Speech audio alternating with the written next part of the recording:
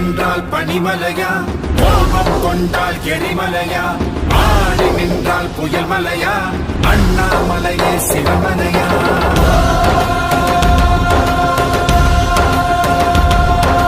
சூரிய ஒளியே உன் விடியா, பூமியை உந்தன் திருவடியா, வீசும் காற்றே உன்னசைவா, உலகே உந்தன் திருவுருவா.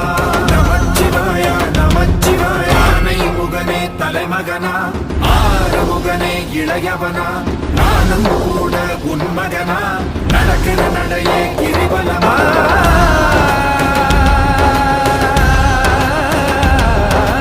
மனித சொந்தம் மாறுபடா,